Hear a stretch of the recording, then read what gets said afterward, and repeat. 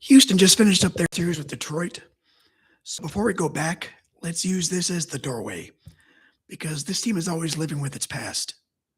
Good games, bad games, ordinary June baseball. All of it sits under the same roof as Yordan Alvarez, sending one over the batter's eye in Game 6. The ball didn't just clear the batter's eye, it cleared 6 years of noise. I'm Kevin. This is Sports Lab 100.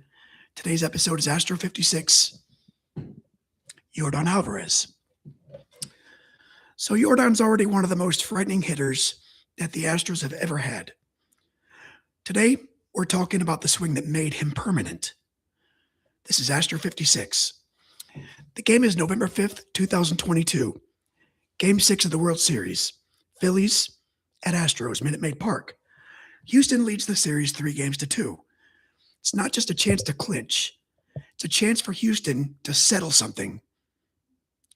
Because the Astros won the 2017 World Series, but that title came with a cloud that never quite left. I'd say a lot of people in Houston didn't really care, but a lot of people outside Houston cared very much, and they still do. That was 9 years ago, people. Anyway, Dusty Baker had been brought in after the sign stealing scandal, partly to stabilize the club, partly because he was one of the few baseball lifers with enough credibility to stand right in the middle of all that and not get swallowed by it. By 2022, Houston wasn't surprising anybody. They won 106 games. They swept Seattle in the division series. They swept the Yankees in the ALCS. They were deep, cold, experienced, and irritatingly functional. The Phillies were the opposite kind of dangerous. They were 87-75. They're a wild card team. By November, nobody cared about that anymore. They had Bryce Harper, Kyle Schwarber, JT Realmuto, Zach Wheeler, Aaron Nola, and that particular menace of a team that gets hot starts believing the hype. Philadelphia already stole Game 1 from Houston in Houston. Then they blew the roof off Citizens Bank Park in Game 3. Houston answered with a combined no-hitter in Game 4 and a tight 3-2 win in Game 5. So Game 6 arrives with two possible endings. Either Philadelphia forces Game 7 or Houston gets its cleanest coronation.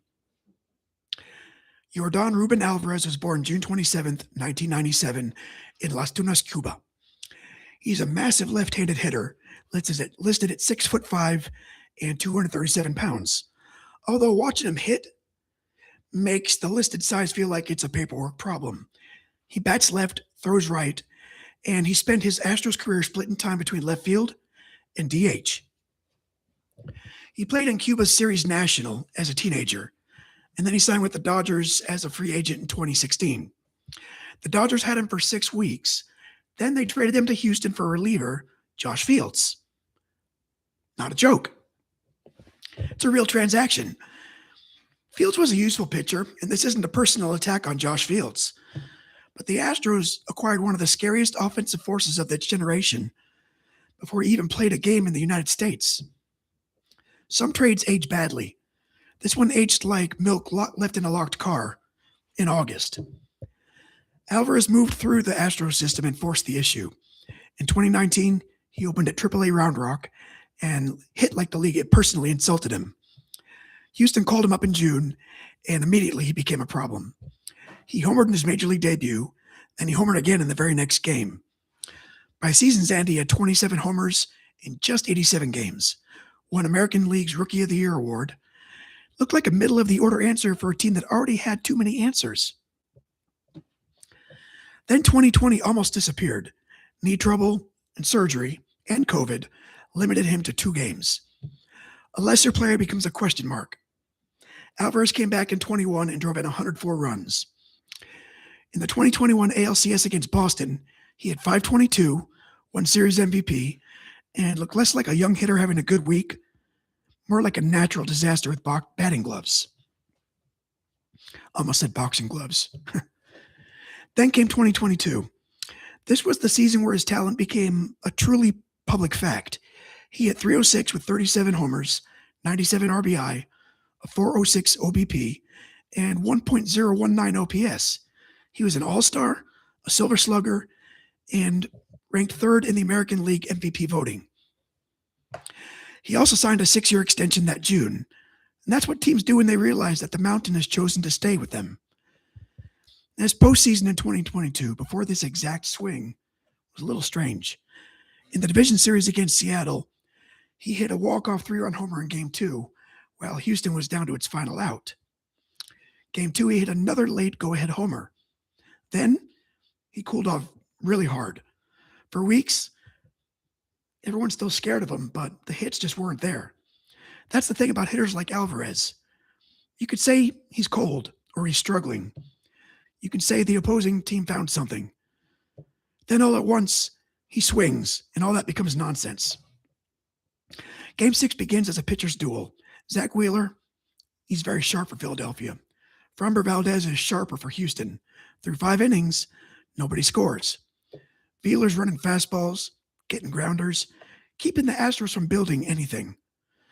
Valdez is doing Framber Valdez things. Curveballs, sinkers, weak contact, strikeouts, and Philly's frustration. Philadelphia put pressure on him early, but they don't cash in. In a low-scoring elimination game, every missed chance gets louder as the night goes on.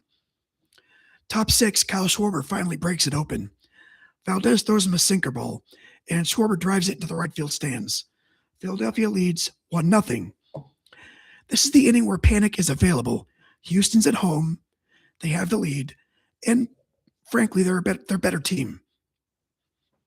But one swing has moved the Phillies from survival mode into the lead. Suddenly, the game and the series has teeth. The bottom of the 6th starts messy. Martin Maldonado gets hit by a pitch. Jose Altuve hits a ground ball and beats the double play out. Jeremy Pena, who himself is in the middle of one of the best rookie postseasons I've ever seen, shoots a single right up the middle. Now it's 1st and 3rd, 1 out. Astros trail by 1. Wheeler has reached 70 pitches. Should probably leave him in, right? No. Rob Thompson goes to the bullpen. He calls for Jose Alvarado, the left-hander, to face Alvarez, the left-hander. This is the decision everybody remembers because baseball's cruel. It was a defensible decision. Alvarado's been one of Philadelphia's best weapons in the bullpen. Lefty on lefty, power arm, big moment. That's the script. And after one pitch, it's almost too clean. Alvarado falls behind. Then he throws Alvarez a 98.9 mile per hour fastball. Alvarez didn't slap it or guide it or just hit it hard.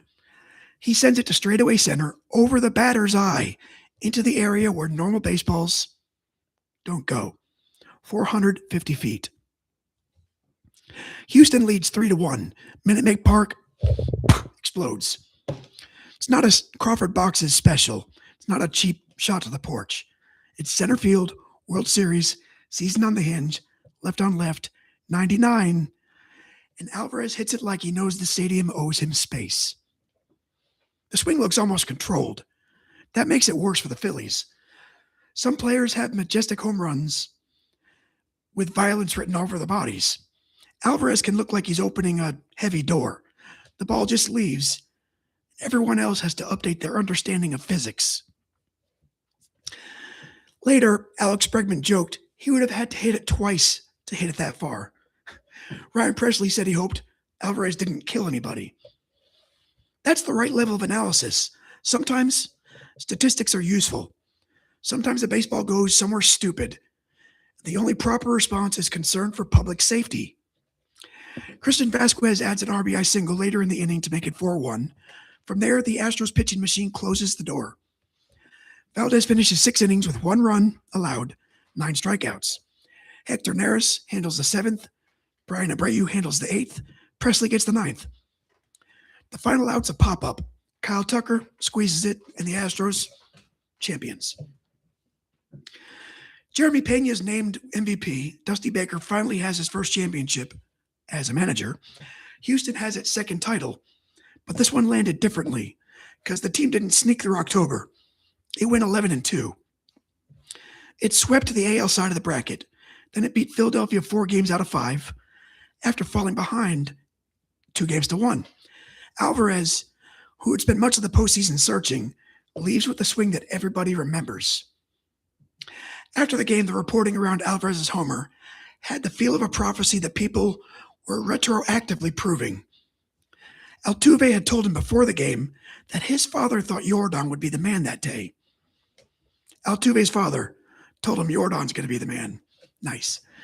Bregman said something similar, and Dusty Baker told him, "Hey, big guy, you're the man today." Sounds ridiculous until it happens.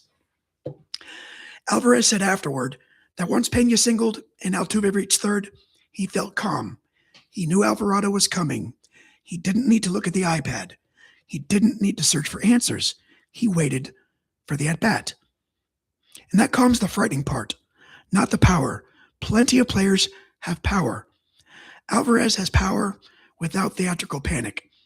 In the biggest at-bat of his life, he looked less like someone trying to rise to the moment and more like someone recognizing that the moment had finally arrived. Both teams stayed relevant. Houston came back in 23 and 190, took the AL West, then beat Minnesota in the division series. Then they pushed Texas to 7 games before falling short. You win them all. In 24, the Astros won the division again, but quickly lost in the wild card round to Detroit, ending their 7-season ALCS streak. Never going to get tired of saying that. In 25, injuries and erosion finally caught up. Houston went 87 and 75, missing the postseason for the first time since 2016. The Phillies didn't vanish either.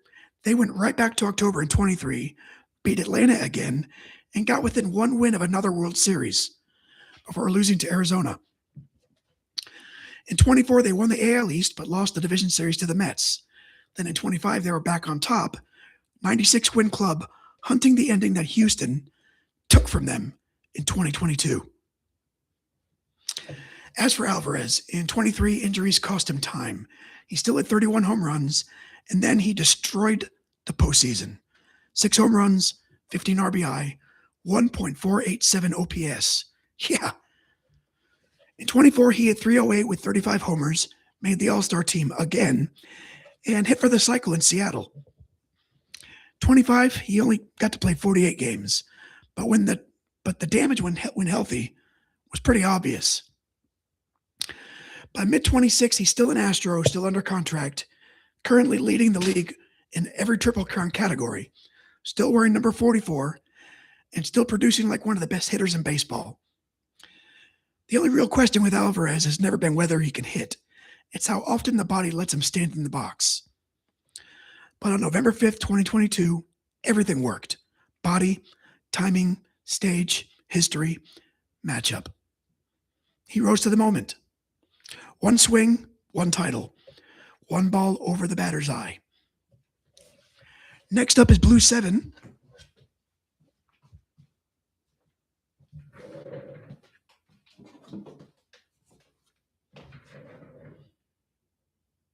Oh, shit. Next up is Blue 7, David Perron from May 2nd, 2022, Game 1 against the Minnesota Wild. Perron had missed the Blues 2021 playoff series because of COVID protocols. Then he came back the next spring and opened the 22 playoffs with a hat trick and an assist in a 4-0 St. Louis win. It's not subtle, but today belongs to Yordan Alvarez. A franchise can have a lot of important home runs. Walk-offs, pennant winners, first home runs, last ones, loud ones, cheap ones, legendary ones. And this might be the cleanest. It gave Houston the lead in the clinching game of the World Series. It gave Dusty Baker his ring. It gave the 22 Astros their defining image. And it gave Alvarez the kind of moment that follows a player, even if he plays another decade. Or 2, cross your fingers. I'm Kevin, this is Sports Lab 100. This was Astro 56, Yordan Alvarez. Some swings win a game. This one ended an argument. Thanks for watching.